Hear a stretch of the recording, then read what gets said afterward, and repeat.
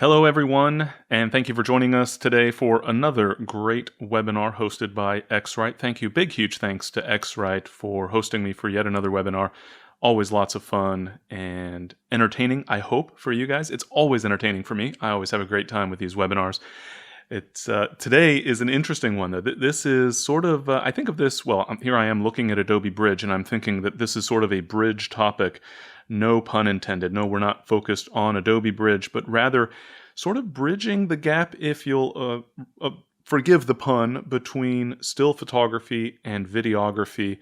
This is something that, well, it's been especially interesting to me personally because I shoot lots and lots of video. Many of you maybe are familiar with my video training courses through the Gray Learning website, for example. We produce a lot of different video content, much of it focused on helping educate photographers on a variety of subjects. And so it's sort of interesting. My education is focused, my teaching is focused on still photography, and yet so much of my work relates to videography, to capturing motion pictures rather than still pictures. And so I've, of course, been very fascinated by all things, both photographic and video, and talking to a lot of photographers along the way about the issues that they're facing. And it's been especially interesting to see the transition for photographers from capturing stills to also capturing video, because video can be, number one, a lot of fun, and also add interest to a project. So if you're presenting a slideshow, for example, putting some video clips in with your photos can be wonderful. Creating an actual video project. I've seen many photographers producing videos where they combine live action along with still images in some interesting ways and post that onto, for example, YouTube, share with others via Vimeo, YouTube, etc. And all of that can be very interesting as well. But I've also found that photographers have struggled just a little bit when it comes to video, and especially achieving good color in video. And so that is our focus today, both talking about getting accurate color in your still captures and then also in video. So we're going to talk about both types of captures, and I guess more importantly, the sort of the differences between each of those in terms of some of the priorities. Now, I should mention first off that, well, I should mention right from the start that this session is being recorded, and so if you miss something, if you have a question about something I've already covered, rest assured you will be able to access that recording and watch again. But if you do have questions along the way, please feel free to post those, and we'll get to as many of them as we can. But I do want to point out, this is aimed at being something of an entry level, so we're not talking about creating feature films, in terms of video capture. This is really focused on helping those of you that are getting started in video, or maybe you got started a while back, but you haven't been super happy with the color you're achieving. And also, one of the things that's interesting and fascinating about video is that it is a very complex subject. There are so many variables when it comes to equipment and video formats and codecs. There's really lots of different options. So for our purposes today, I'm assuming a relatively basic approach, and I think for many photographers that translates into either using a mirrorless camera or a digital SLR, for example, to capture video, in large part because that's what they already have, that's what they're already using to capture still images, so it makes lots of sense to do the same thing in terms of capturing video with that same equipment. That's exactly what I do.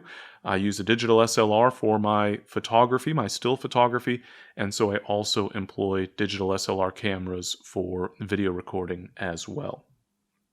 So when it comes to still versus video, one of the things that is, I think, the most fundamental difference is that when it comes to video, accuracy tends to be a little bit more important. I'm going to talk about what accuracy actually means. And then I think it's important to keep in mind that neutral is important and consistency is important. We're going to see examples of that along the way, so rest assured. But one of the tools, of course, X-Rite has graciously hosted and sponsored this webinar today. And of course, they have products that are focused on accurate color. One of them that I'll talk about today is the Color Checker Passport, and specifically the video version of the Color Checker Passport. There's a photo version as well as a video version. When in doubt, even if you're not sure how much video you're going to capture, I do recommend the video version. There's a link here. You can go check that out. But in addition to the color swatches and the black, white, and gray, the neutral bars there, we also have a focus assist that can be tremendously helpful. So the color checker for video enables you to both, well, accomplish a variety of things, but in large part, focus and accurate color are two of those key capabilities. This has become just an invaluable tool, one of the most important things. Fortunately, the Passport version is so small, it folds up, it's very compact, and I always have it in my backpack, my photo bag, when we're traveling, because whenever we're shooting video, this always makes the work that much easier. So let's talk about accuracy versus being creative, maybe pushing the limits just a little bit. And so first and foremost, just conceptually, so don't worry about the specific tools I'm using here and the nature of how the image was captured and all that good stuff. But what does accurate color look like in a photo? And, in theory, we know what accuracy is, but there's a lot of interpretation. And don't forget that for many of us, photography and videography are creative pursuits. And so we want to exercise a little bit of creative license, you might say, in terms of how we interpret the color in a scene. So when I say accurate, I'm referring to the relative accuracy. Does the rendition of the scene look the way it actually looked in real life? Of course, this assumes that our eyes, our visual system is allowing us to see it accurately, and also that, we're capturing the color as accurately as possible. But there are two basic concepts. One is that it looks accurate. It is a genuine, a realistic rendition of the scene. And the other is that the effect of color in the light source has been removed. Now, I would say that for many, if not most photographers, we don't really want to remove the color of the light source. That's half the reason that the color exists there in the first place. So, for example, this scene was photographed shortly after sunrise. I am not a big fan of getting up for sunrise. I'm a big fan of having photos with wonderful golden light, but getting up at sunrise, that's a stretch. So if I wanted to wait until high noon, at least in theory, then I could apply an adjustment that essentially neutralizes the color so that something that is white or gray in real life appears white or gray in the scene. Of course, that's not always what we want. We want something that is more pleasing. So again, in many cases, we're capturing under specific lighting conditions because the light is beautiful and colorful. In other cases, we might need, for example, with product photography, to have as neutral a result as possible. Both are possible, but with still photography, I think we've got a little bit more leeway in many cases. And so I think it's important to bear in mind that there's sort of a range of sort of accuracy, if you will. So, okay, if I push the color temperature up here, that is far too golden, far too yellow. Nobody's ever going to believe that this was the actual color of the scene. If I go in the other direction, nobody's going to believe that it was a moonlit night. And so there's this range of, maybe somewhere around here is pretty accurate and would be considered realistic. Maybe up as far as, somewhere around there. And anywhere in between is probably fine. The point is that there is sort of this relative aspect to accurate color. So are you trying to remove the color from the light source, or are you trying to just interpret the scene accurately? And bear in mind, there is some interpretation, but we want to try to remove as much of that interpretation as possible for those situations where accuracy is important. So then there was a question, by the way, can you use the Passport photo version for video also? Yes, absolutely. Basically, the only thing you're really missing from that standpoint is that focus assist feature. And so the photo version you absolutely can use to get accurate color with your video captures. So when it comes to captures, and we're going to start off with still, then transition into video, color obviously is a big part of that. And there are a variety of options for how we can interpret the color or configure our camera, more to the point, for color. So I'm going to open up multiple images here into Adobe Camera Raw so that we can talk about these various options that are available to you. So first and foremost, you could set the camera to auto white balance. This is the approach that I typically use for most of my still photography, in part because I'm lazy, and in part because I'm always capturing in RAW mode. And with a RAW capture, setting the color temperature in the camera you almost might say it's optional, meaning that for a raw capture, you're not actually changing the information that the camera is recording. You're simply establishing a default setting in the metadata. And so with a raw capture, it really frankly doesn't matter, at least in theory, which setting you've used in the camera. Here, for example, the camera is set to tungsten, and so I get this very bluish appearance because obviously this scene was not illuminated by tungsten light, so it's not an accurate rendition of the scene. But with a raw capture, that's perfectly fine. It doesn't matter which white balance setting I've used in camera because I can always change that setting after the capture. Now, to be sure, from a workflow perspective, that's not always the best solution. If, for example, this was a photo shoot for an umbrella manufacturer and they want accurate color, and I send them a sequence of photos with lighting changes and therefore the color changed in every single image, they're not going to be happy. And if I need to process all of these images and get them all accurate, now I've made extra work for myself. So there are some ways that we can improve upon that, but again, the key concept as it relates to raw capture is that the in-camera white balance setting is really, you can think of it as optional. If it's a benefit for you in terms of workflow, then absolutely make use of it. If there's not a significant workflow advantage based on your particular approach to photography and post-processing, then you should feel perfectly comfortable using the auto white balance setting in your camera. But you can set a preset based on the actual conditions. For example, in this case, this scene was photographed under daylight, and so therefore the daylight setting seems to work pretty well, obviously.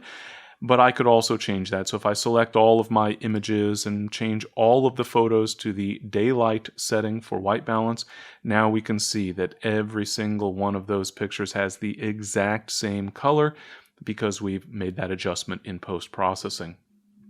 So we can use a preset in the camera, but we don't need to if it's raw capture. But we could also use a custom white balance.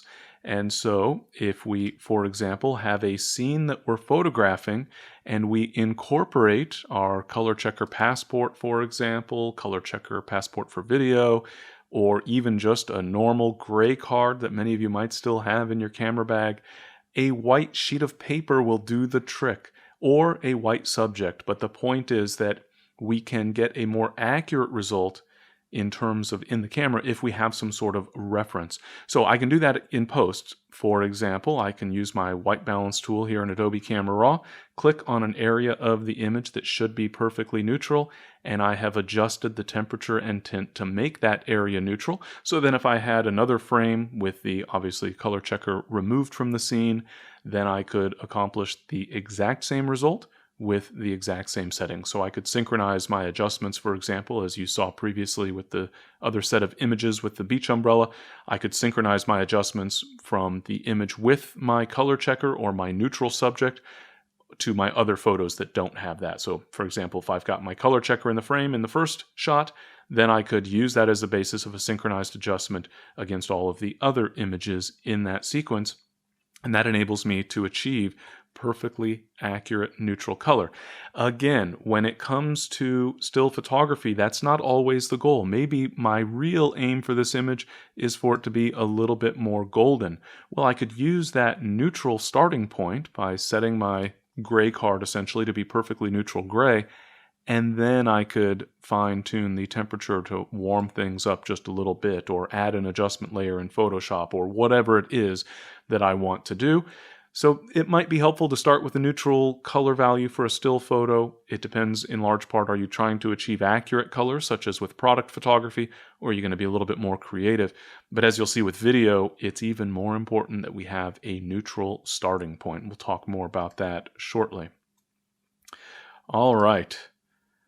So let's talk about using the color checker passport as a more powerful tool to achieve accurate color for an image. So here you see, for example, I have images captured at a variety of different settings in terms of that white balance in the camera, and so I have different color results. I can use a gray object, I can use a blank sheet of paper to capture an in-camera setting, an in-camera custom white balance, which we'll talk about shortly. but I can get an even better result by using the Color Checker Passport, the photo version in this particular case, because I'm looking at taking things a step further. So I have these fruit, they've got some pears and apples here, and I want the color to be as accurate as possible. Well, to be sure, if I were to neutralize the color based on a gray object, that's going to help. But I can take things a step further, so I'll go ahead and click on that gray object, and I'm able to achieve a result that is accurate. But I can get even greater accuracy by going beyond simple gray. So instead of neutralizing only based on a shade of gray, I can use all of these color swatches to produce an even more accurate result. So I'm going to go ahead and just reset this image. And there's a plugin available for Lightroom and for Photoshop. There's a variety of software options that are available to you.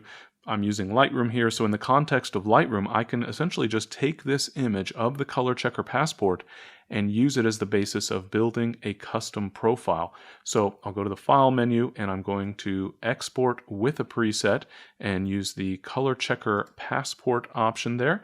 I need to provide a name for this profile, so we'll call this X-Rite Webinar Profile. And I'll choose the Save option there. And you can see up at the top left that the image is being processed and a profile is being generated based on the actual color swatches in the Color Checker Passport. Of course, the color swatches manufactured to very high tolerances so that we know exactly what those colors are, and the software is able to analyze that image and see what sort of adjustments are necessary in order to improve the accuracy of that color. So once that process is completed, I can just click OK to acknowledge that. Note, by the way, that in order for that profile to become available, I do need to quit Lightroom and launch it again. So I'll go ahead and quit Lightroom, and then I will launch Lightroom once again.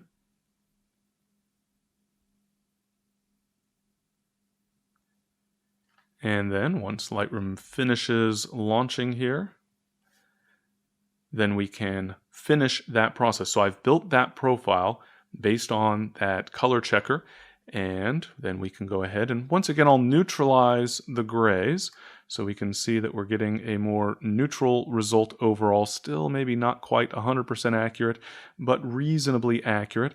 I should hasten to point out, by the way, that it's very important, we'll talk about this a little bit more in a moment, but it's very important that when you're including your color target, the Color Checker Passport, for example, in the frame, you want to make sure that it's in the same light as the subject that you're focusing on. So in this case, a studio environment, obviously. But now I've applied an adjustment based on a neutral gray. That's a good starting point, but I can also now choose that profile. So down in the camera calibration section, there's a profile pop-up in the develop module in Lightroom, and that profile that I just created, X-Rite Webinar Profile, I can choose that, and we'll see a little bit of a change in the image. So if we go back and then switch back and forth between those, you can see just it's a little bit of a difference. It's subtle, to be sure, but it's subtle and good, meaning we've gotten more accurate color. So the apple, for example, looks a little bit more accurate as well. So we're able to take things a step further with that Color Checker Passport when applying adjustments to our photos. Alrighty, moving right along, let's talk about video and about another option that is available for both stills and videos, but that I would say is even more important with video for two key reasons. One is that we want to get, generally speaking, accurate color. We want a neutral starting point. With video, the sort of typical workflow, the common workflow is to essentially want to have video that's perfectly neutral, where there's essentially no color cast, and then the color gets adjusted in post-processing.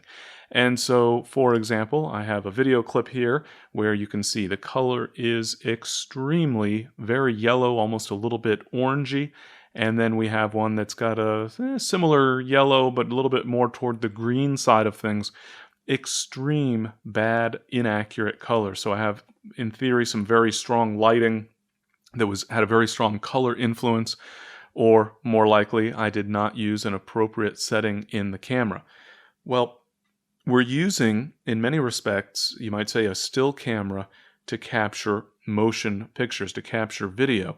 So we're using a camera that can capture both. The same options that are available for still images, for photographs, are also available for video. So conceptually, for a video, you could just use the auto white balance, for example, and let the camera try to figure out what that lighting looked like.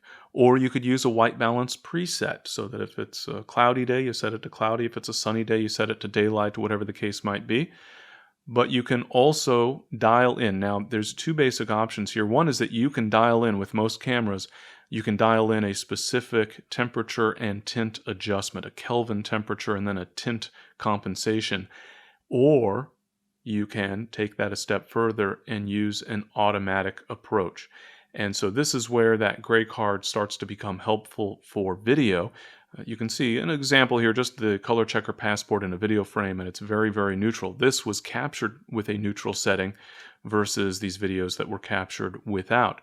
But I can use the actual lighting of the scene as the basis of an adjustment. And so I can use what is essentially a gray card built into the color checker passport, for example, and with the camera, I can capture a still image of just that gray card, essentially, under the exact same lighting as my subject. So once again, that same concept applies to a gray card, as in the old school gray card that we used to carry around in our camera bags, the color checker passport. There's also the larger color checker chart. You could use a blank sheet of paper, ideally a perfectly white sheet of paper with no yellow to it, for example. But the point is that all we need to do is photograph something that's perfectly neutral. And so when we're doing an in-camera custom white balance setting, what we're essentially telling the camera is, here's a picture that should be perfectly neutral gray. But it doesn't appear that way because of the color of the light. So please apply a compensation based on that. So I can photograph, for example, just fill the frame with the gray card, as it were, that's built into the color checker passport or any other neutral object, filling the frame, making sure it's under the exact same lighting conditions, and then using that in the camera, going into the menu system on the camera. Obviously, the specific approach will vary depending on which camera you're using, but I can then tell the camera to use this image as the basis of a custom white balance adjustment, so that instead of getting video that looks like this or that looks like this with a very strong extreme color cast, I can get video that looks like this. And again, when it comes to video, the general preference in terms of both getting the best quality right from the start without the need to degrade quality by applying very strong adjustments, and to give you a good neutral starting point, because we'll tend to add our color in post-processing, and in addition to synchronize our color across potentially multiple cameras, and sometimes across cameras from different manufacturers or different model cameras that may have a different rendering of color in the original frame. And I see a question, by the way, creating a profile in Photoshop, similar process using the color checker software. You can just build that directly. It's via a plugin where you can generate a profile. In some respects, I'd almost say it's slightly simpler within Photoshop. And then another question about that color checker. So let's come back to that previous image. Well, actually, we'll just come to the color checker itself. Noticed, I think what the question here was, do I always click on I believe it was the fourth from the left, or whichever one I clicked on, do I always need to click on a particular one of those color swatches? You see that I've got my black, white, and gray over on the left side here as well. And the answer is no. As long as you're clicking on something that's perfectly neutral, then you're in good shape. I generally go for kind of a mid-tone value, mostly because it's easier to see what sort of color might be there, but that's just my own typical habit. For example, I would oftentimes go to the mid-tone, sometimes the white, but it doesn't really matter. Anything that's neutral will be neutral, and we want to maintain that neutrality. So again, by using that type of approach, we can make sure that mathematically, you might say, that we have accurate color in the camera. And again, In the context of video, I want accurate, meaning that I'm removing the color influence of the light source, because that again will typically be adjusted in post. And as I mentioned, that also gives me the ability to synchronize the color to make sure that even though I'm using two different cameras, I'm getting a similar color result from one camera to the next. All right, so when it comes to actually capturing those video clips in the first place, then there are a few things that you would want to consider. And this depends in large part on the specific approach that you're taking, how you're going to adjust the color settings in the camera, for example. To be sure, there are times where I will evaluate the color in the scene using the display on the back of my camera. I'll use a loop if I'm outdoors in particular, and I can take a close look at the overall scene, and I'll dial in a custom white balance based on the way I want to interpret that color. In many cases, just compensating for the color of the light source illuminating the scene. But more often than not, I will use a neutral value in terms of a custom white balance. So again, coming back to our sample images here, I would capture a frame of a gray object. So I'm using the color checker passport out in the field, and so I would use that built-in gray card, that neutral, so that I can fill the frame in that same light source and set a custom white balance. So instead of having color that might look something like this, I'll have color that looks something like this. In other words, accurate neutral color. And so that's generally advantageous with video. And again, it's also consistent, meaning I'm using the same reference to get the same color rendition, so that I'm going to have all of my different video clips matching in terms of color, and then I can do some fine-tuning in post-processing. Now, I will show you how we can apply some adjustments to those videos as well to help ensure more accurate color overall. But in addition, so going back to our images of the color checker, when I'm actually out in the field, so you can see the sample image here, me holding that color checker passport in front of the camera, I want to display both of those options in my videos.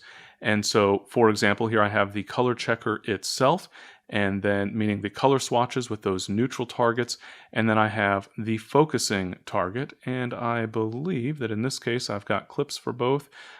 So yeah, there is my focusing target. So if I'm focusing on a person, generally speaking, what I'm really focusing on is their eyes. And so I would want to hold that target. And there's a closer view here. This makes it incredibly easy to ensure that you've achieved critical focus in just the right spot. My personal preference, when this is an option, which is the case thankfully in most cameras, when I'm capturing video, I can zoom in on the live view display. I can then focus in, move over to the key subject, so that here, for example, on that live view, I could zoom in on that color checker, that focusing target, and I can make sure that that is absolutely tack sharp. And so the model, as it were, the actor, would hold that target right up at eye level, at eye distance. I want the focusing target to be the exact same distance from the camera as the eyes of the subject, for example, or position it in alignment with a key subject in the frame. And it just gives you that, well, for one thing, greater accuracy, I would say, but more importantly, perhaps, gives you that confidence that you've got everything actually in focus. And even when I'm using a custom in-camera white balance, I will still use that color checker in the frame so that I can always confirm that later. I can fine-tune the color. I can confirm that the color was neutral in the first place, or maybe something wasn't set correctly on the camera. It always gives me that reference. So I feel more confident knowing it's there. I can always check it. I can always apply compensation, which I'll show you one of the approaches that you can take for that here in just a moment.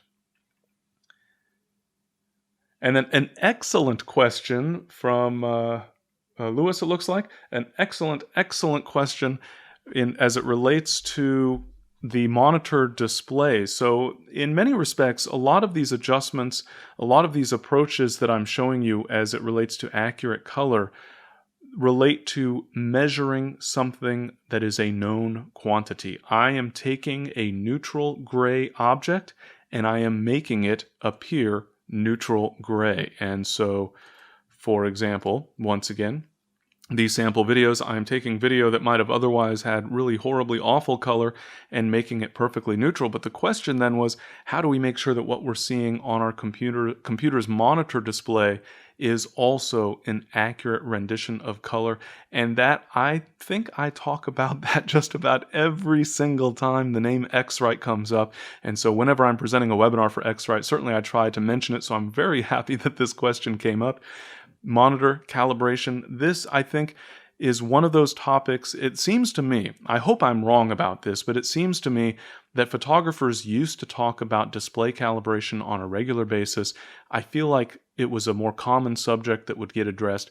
Now I don't hear photographers talking about it, and when I ask during presentations, have you calibrated your display in the last 6 months? Unfortunately, many people have not. And so I personally, I actually employ the i1 Display Pro, but there's also the Color Monkey display package. Both of those are from X-Rite. The Color Monkey display package is a great kind of entry-level starting point to help you ensure that you're going to have very, very accurate color. Now, in fairness, most monitor displays tend to be, in terms of color, very accurate. Highly accurate, I might say, right out of the box. The color is going to be relatively accurate right from the start. Relatively speaking, but if you're like me, I don't want it to just be relatively pretty close. I want it to be spot on. The bigger issue, frankly, as it relates to computer displays, is that they tend to be about twice as bright as they should be. Sort of out of the box, by default, with the default settings, most monitor displays are about twice as bright as they should be. That, for photographers, translates to one full stop of overexposure. And so, for example, if you're taking a still photo and printing it, then you're going to have a print that appears essentially one stop too dark because you're making your adjustments based on a display that's one stop too bright. That means you're overcompensating, darkening too much. Now you have a print that's a full stop too dark. No wonder I hear a lot of photographers complaining that their prints are coming out too dark. But the same concept, it's not quite as dramatic, admittedly, but the same concept applies to color as well. So it's absolutely critical to calibrate your monitor display. So the concept is actually very similar to what I've been describing here as far as having an accurate target, a neutral target. So just as I can apply a color compensation, in this case right in the camera, in order to make sure that there is no influence in the photo or in the video clip based on the color of the light. It is as though everything is being illuminated by perfectly neutral white light with no color influence at all. And so I can accomplish that in large part just by using a neutral subject. In this case, Color Checker Passport that I know is absolutely perfectly neutral. Well, the same basic concept applies with display calibration. During that process, there's a colorimeter. It's a rather sophisticated device that actually measures the tonal values and the colors on your monitor display so that you're able to ensure, mathematically, with no variability, you're able to make sure that the colors are accurate and also that the tonal values, the overall luminance values, are accurate. So a great question. It's something that I'm pretty passionate about in large part because, we're trusting our eyes, we're trusting our display to make our adjustments. We're using what we see on our monitor display as the method, as the tool for evaluating color and luminance values for our still photos, for our videos, and as the basis of applying adjustments. And so that being the case, it's critical that you have an accurate display. So there's a really good question. These are all the sample photos that I've been showing here are tight tabletop shots. So how would you use the small color checker in a more medium or landscape video or still shot?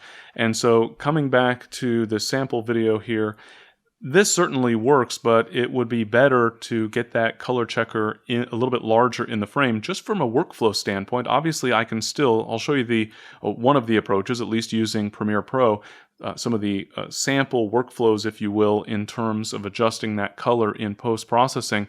All I need to do is click on one of these neutral values, and that will help to apply an adjustment, an automatic adjustment based on making that neutral. And so, quite frankly, having even the passport in the frame like this will work in post-processing. You could carry with you the larger color checker rather than the passport version, but I'm a huge fan of the passport version, in part because, of course, it's much more compact, but also because it folds shut, and so it kind of protects itself, whereas I've had more than a few gray cards over the years that get rather mangled and beat up. But if at all possible, with a scene like this, for example, if I had another assistant helping out, I would have somebody else bring that color checker up closer to the camera just to fill the frame so that in post-processing it's a little bit easier. But the key critical thing is to make sure that the lighting is the same. So ideally, I want to have the color checker as close to my subject as possible because the light that's illuminating the subject is the light that I care about. But of course, when you're outdoors in a sunny day or overcast sky, obviously you can count on that light, the color influence of that light, to be pretty consistent across the full scene.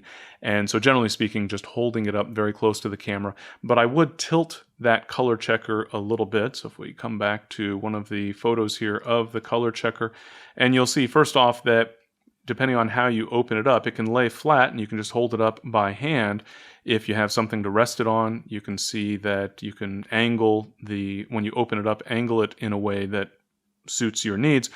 But more importantly, number one, it can stand up on its own, which is convenient, but also notice that we can set it at a different angle. And the idea is that I want to set that angle so that I'm able to position the color checker in the actual light source. So for example, here's my what I refer to as the built-in gray card here that I would fill the frame with. So if I'm trying to apply an in-camera custom white balance, I'm going to bring this frame right up to my lens, really, really close, but I'm going to tilt it, similar to the way it's tilted here, so that the light, the sunlight, for example, up above, is illuminating that gray card of sorts, so that I've got the exact same light on that gray card as I do on the overall scene or on my subject.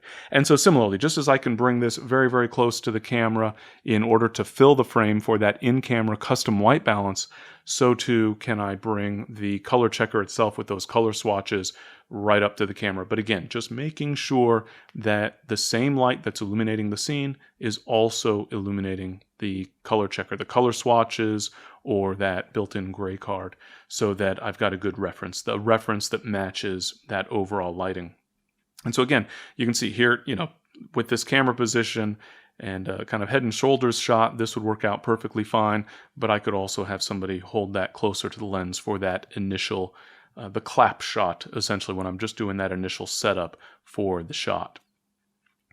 And then once that color checker has been recorded in the frame and, either using a clapboard or clapping your hands to help with synchronizing audio or making sure the audio is synchronized in post-processing, then we can put that color checker away and capture the actual video, knowing that, number one, if I've created that custom white balance in camera, that I'm going to have nice, neutral, accurate color right from the start, or that I'm able to apply that correction in post-processing.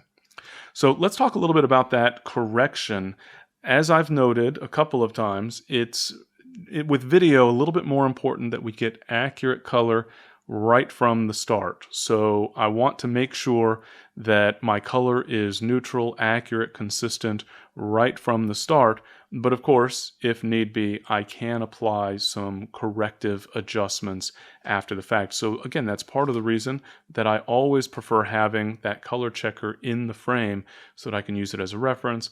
Every now and then, I think I've set the camera exactly the way I want it, and then discover that I made a mistake. Maybe I had the white balance set to auto, or I left it set to a different setting, or I used the wrong target, the wrong source image for that gray card for the custom in-camera white balance.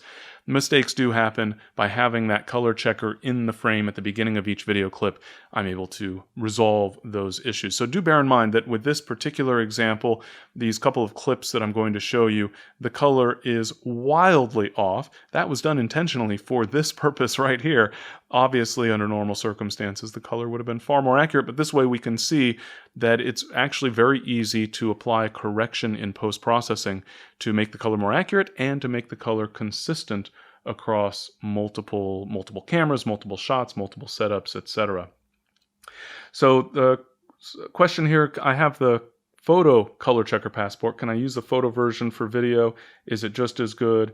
And I would say yes, it's just as good in terms of quality. The main thing that you're missing is the target, and as there's also, I should point out that the black points are different as well, are customized for video or optimized for video. There's a high gloss black available to help you make sure that you're able to get really good deep black. So that can certainly be helpful. And then another question here, monitor is calibrated and using X-Rite, that's all well and good, but confused, do I have my default Photoshop setting, should it be Pro Photo? So when it comes to working inside of Photoshop with your still images, you have the option of a color space to use. You can employ a particular color space. When you convert your raw captures, you have a choice of color space you can convert later. There are three basic options that you might want to use: sRGB, Adobe RGB, and ProPhoto RGB. As a very general rule, I would say that ProPhoto RGB is the best choice because it's the biggest color gamut. It's the widest range of colors. The caveat is that you'll want to make sure that you're working in 16-bit per channel mode rather than 8-bit per channel mode. With 8-bit per channel mode with ProPhoto RGB, there's just too much risk of posterization, losing smooth gradations of color. So bearing that in mind, if you're not sure if you're working in 8-bit, then Adobe RGB is a great choice. But keep in mind that for some photographers, even the sRGB color space is a good option as well. It depends on your specific workflow needs. So without knowing what you're doing specifically and how you're producing output, it's difficult to say what the best color space would be. I would say that Adobe RGB is a good kind of standard option. ProPhoto RGB is a larger color space, and so there are some potential advantages there as well. All right, so coming back to our video here, if I neglected to capture neutral video from the start. So here's a sample clip that was neutral right from the start thanks to an in-camera custom white balance setting. How do I achieve a similar result when the color was really, really bad in the initial capture? Fortunately, that can be relatively easy. There's a variety of options. Number one, as I mentioned right from the start, there are lots of variables when it comes to video, including a wide variety of different software tools. At the moment, I'm using Premiere Pro. Obviously, there are many other options as well, and different software solutions for adjusting color. And again, normally I would have more accurate color from the start, but for illustrative purposes, I've intentionally captured some clips here that are wildly off. But then, with that color checker in the frame, I know that I have some good, perfect neutrals in the frame.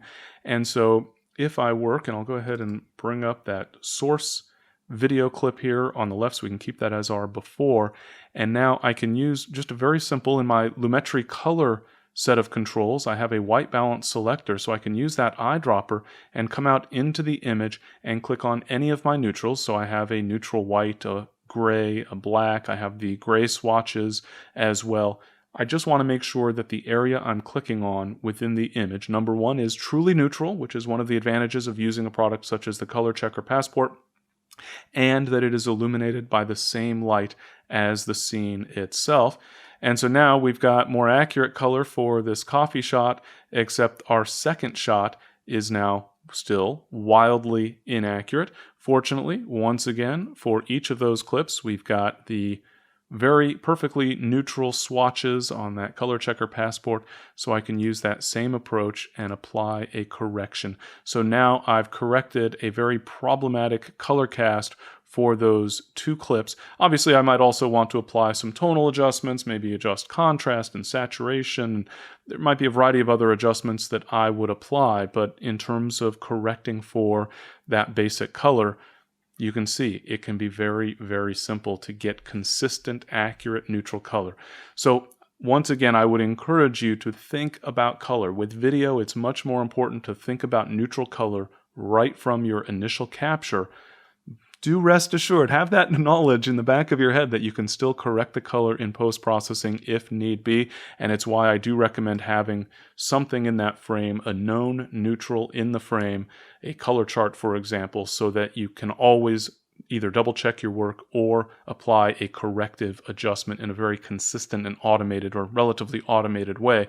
And then once you've got that equalized result in terms of color, we can always add creative effects later. I could create, for example, here in Premiere Pro, I would use Lumetri Color, create a preset, Lumetri preset for a color correction adjustment, or maybe warming up the scene, maybe even adding contrast, etc.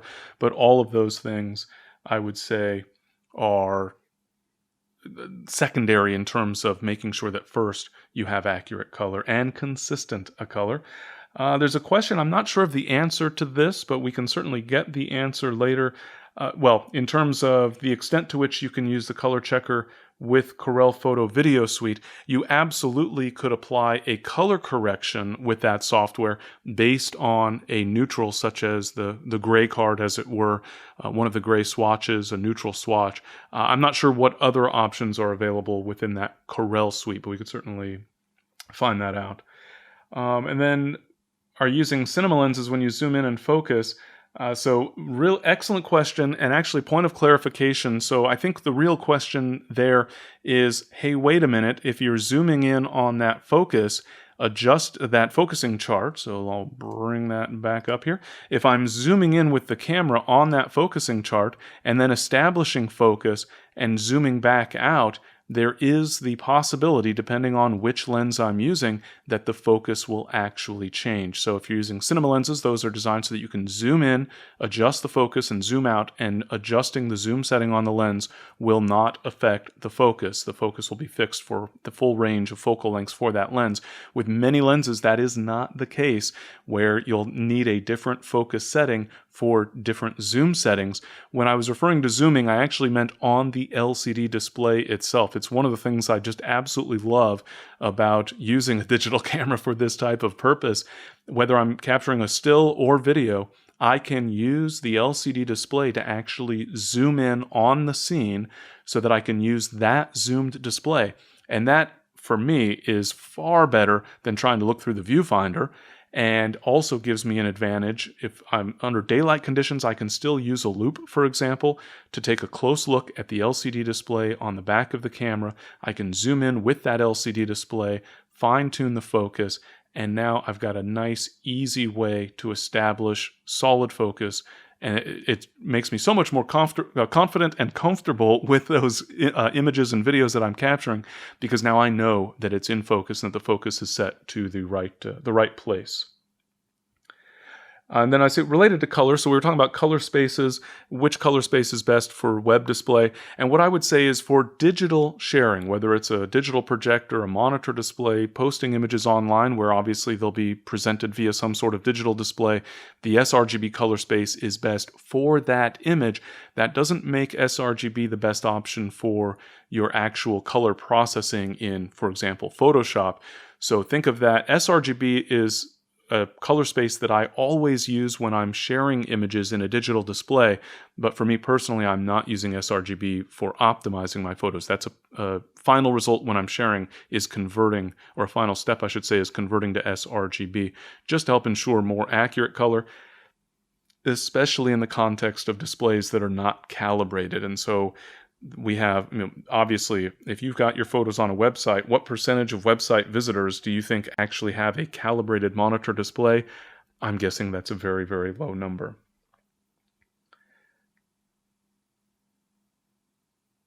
All right, so a couple other questions here. So for first-timers getting started using that color checker, what I would say is twofold. So again, if you're talking about video, we do have that additional ability to check focus, but more importantly is including that in the frame so that you can apply an automatic or relatively automated adjustment after the fact. But really what this boils down to, it's very, very simple. So let's just assume this capture, for example, that we're getting ready to capture a video, and so I can hold up that color checker in that same light source and then set it down and capture the video. And so again, there's those approaches of either getting nice and close on my neutral here, my gray card, so that I can apply a custom in-camera white balance, or I can use post-processing, and in that case I like to have that color checker there as well, including those color swatches as well as the grayscale neutrals, so that I'm able to evaluate those overall colors, whether it's a still or a video. The idea is when I need accurate color. Now, for me personally, for my still photography, I don't generally need accurate color, so I don't generally need to use the color checker for still photos, because I'm going to take some artistic interpretation into account when it comes to adjusting the color in post-processing for a still photo. But if it was a product shot, then I absolutely would use that color checker, because I want to make sure to get a perfectly neutral result. But for video, having that neutral result, it is a tremendous time saver, and it can actually help you ensure that you're going to have more accurate, higher quality results as well. So number one, you've got greater accuracy. You can also end up with better overall video quality because you're not needing to apply such strong adjustments. And then light modifiers, I should say, very good question. Do those make a difference? So if you're using gels, for example, on your lights that you're illuminating the scene with, even if you're using a reflector, there obviously are many reflectors that are neutral. Some of them also have, for example, a gold tint to them, so you're getting a warmer light source. If you're going to be employing those and you want a neutral result. Now, I think this is an interesting little mix, right? Because if you're using that golden light, you might want to, number one, not add it, because we're going to start off with neutral video. But if you want to add the golden light, what I would generally do is use that color checker under the existing ambient lighting conditions without the reflector, the golden reflector or the light gel, for example, and then add that. And that way you're starting with a neutral result and adding the desired amount of additional golden light. So for example, using a golden reflector, then you can, number one, use a custom in-camera white balance without the reflector being involved. Use that as the basis of your initial color in the camera, and then you can add that gold reflector if you want to have the color. But again, very often I'll just simply add the color in post, the color grading as a final post-processing step. But it depends on your specific needs and your specific workflow. All right, well, thank you all so very much for joining us today. I hope that this has been a helpful sort of introduction, as it were, to ensuring more accurate color between stills and video. I know an increasing number of photographers are starting to combine both still images and videos within their repertoire of photography, as it were, that they're incorporating more and more video. And so understanding color as it relates to both, I think, is tremendously important.